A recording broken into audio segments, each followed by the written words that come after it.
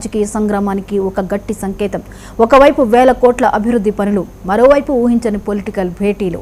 అసలు మోదీ పర్యటన వెనుకున్న అసలు మాస్టర్ ప్లాన్ ఏంటి?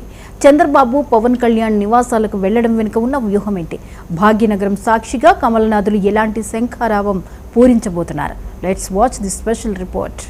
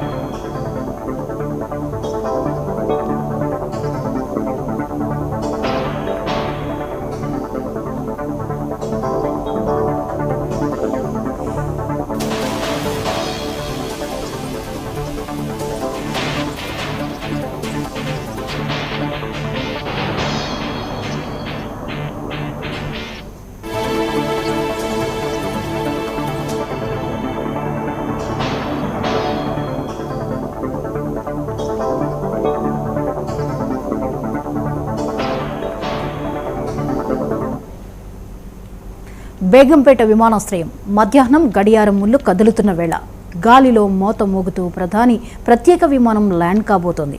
మూడోసారి ప్రధానిగా బాధ్యతలు చేపట్టిన నరేంద్ర మోదీ తెలంగాణ గడ్డపై అడుగు పెడుతున్న క్షణం కోసం కాషాయ శ్రేణులు కళ్ళు కాయలు కాచేలా ఎదురు చూస్తున్నాయి. బేగంపేట నుంచి రోడ్డు మార్గంలో హెచ్ఐసిసి వరకు సాగే ఈ ప్రయాణం ఒక పవర్ఫుల్ పొలిటికల్ షోను తలపించబోతోంది.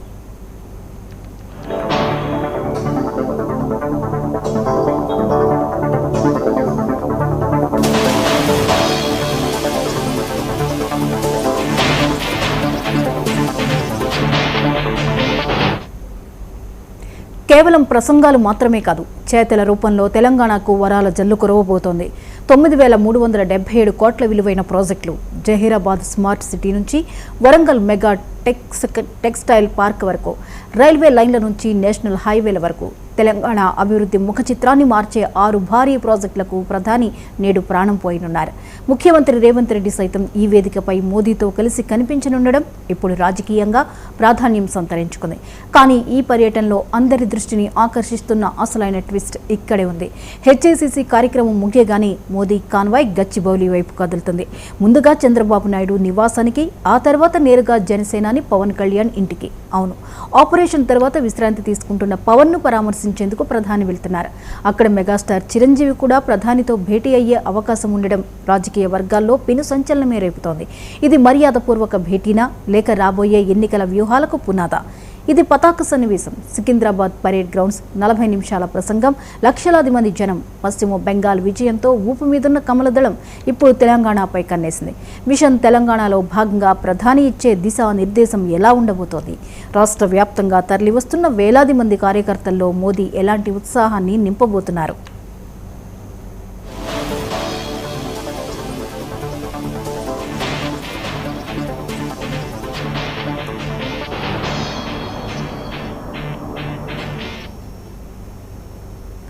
అభివృద్ధి మంత్రం, రాజకీయ వ్యూహం, ఈ రెండిటి కలయిక నేది మోదీ పర్యటన. ఢిల్లీ పెద్దల చూపు ఇప్పుడు భాగ్యనగరంపైనే ఉంది. పెరేడ్ గ్రౌండ్స్ వేదికగా వినిపించబోయే మోదీ గర్జన తెలంగాణ రాజకీయాల్లో ఎలాంటి ప్రకంపనలు సృష్టిస్తుందో వేచి చూడాలి.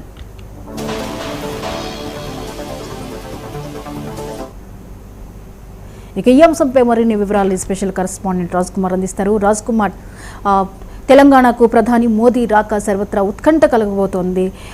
ఏం చేయబోతున్నారు? ఈ సభ ద్వారా ఎటువంటి సంకేతాలు పంపించబోతున్నారు అన్న దానిపైనే చర్చ జరుగుతోంది. వివరాలేంటి?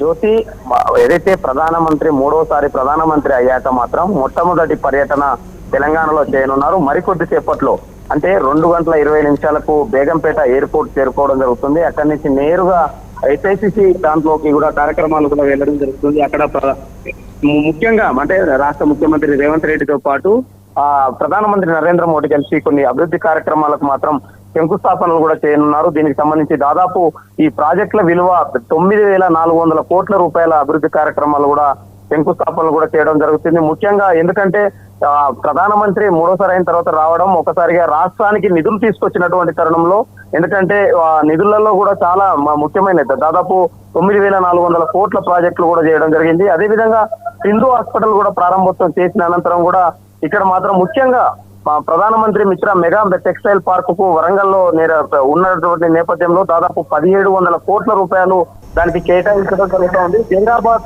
ఇంటిగ్రేటెడ్ ఇండస్ట్రియల్ స్మార్ట్ సిటీ కూడా సంగారెడ్డిలో కూడా ఏర్పాటు చేసిన నేపథ్యంలో దానికి అదే విధంగా NH 167 4 లేన్ల రోడ్డు కూడా ఏదైతే ఈ యొక్క శంకుస్థాపన కూడా చేయాలి. దీని విలువ కూడా దాదాపు 3,175 కోట్లు.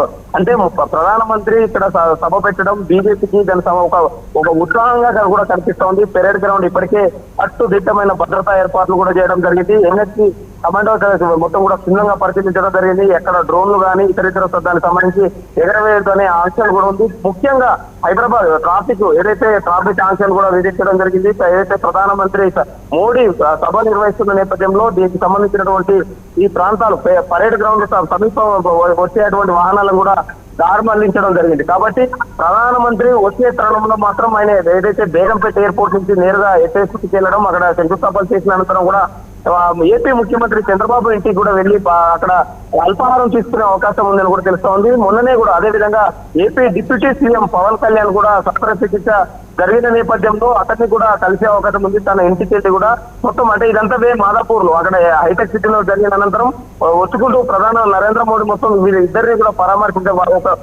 ఏదైతే మన పవన్ కళ్యాణ్ ఇంటికి వెళ్ళి పరామర్శించడం, దాని అనంతరం చంద్రబాబు ఇంటికి వెళ్ళి అల్పాహారం చేయడం, దాని తదనంతరం కూడా 6:20 కూడా పరేడ్ గ్రౌండ్ చేరుకొని సభ దాదాపు ఇప్పటికే 2 లక్షల మంది కార్యకర్తలను ఇక్కడికి రావడం జరుగుతూ ఉంది. ఇప్పుడు ఒక్కసారిగా కూడా తెలంగాణలో మొన్న పశ్చిమ బెంగాల్లో గెలుపు వచ్చిన నేపథ్యంలో ఉత్సాహంతో తెలంగాణలో కూడా పాగా వేయాలన్న జీవంతోనే ఈ యొక్క సభ కూడా ఏర్పాటు చేసినట్టు తెలుస్తా ఉంది. దాదాపు 2 లక్షల మంది అంటే దీనికి సంబంధించి 6:20 మోడీ సభ దగ్గరికి చేరుకోవడం, 7:20 వరకు కూడా అంటే దాదాపు గంట సేపు ప్రసంగం సంబంధించినటువంటి ఆ సభా ప్రాంతంలో ఉంటారు. కాబట్టి ఎక్కడ కూడా ఎలాంటి ఇబ్బందులు జరగకుండా మాత్రం అన్ని ఏర్పాట్లు కూడా అటు పోలీసులు ఏర్పాటు చేయడం జరిగింది. ఇటు బీజేపీ కార్యకర్తల్లో కూడా ఉత్సాహం నెలకొంది. దీనికి అనుగుణంగానే కూడా వచ్చేటువంటి కార్యకర్తలకు కూడా ప్రత్యేక సదుపాయాలు అంటే ఎండవేడి ఎక్కువగా ఉన్న నేపథ్యంలో వాతావరణం నీరు కావచ్చు అన్ని కొన్ని ప్రత్యేకమైన సదుపాయాలు కల్పించారు. అందుకే మోడీ మాత్రం ఈ యొక్క పర్యటన మాత్రం ఎంతో ఉత్కంఠభరితంగా సాగుతూ ఉంది. ఎందుకంటే ఎక్కడ కూడా ఎలాంటి ఇబ్బందులు జరగకుండా పోలీసు భద్రత కావచ్చు, పెద్ద ఎత్తున తరలించేందుకు కార్యకర్తలు తరలించేందుకు రాష్ట్ర నాయకత్వం కూడా ముందుండి ఇక్కడ సభ వద్ద కూడా వచ్చేస్తా ఉంది. Right, thank you Raj Kumar.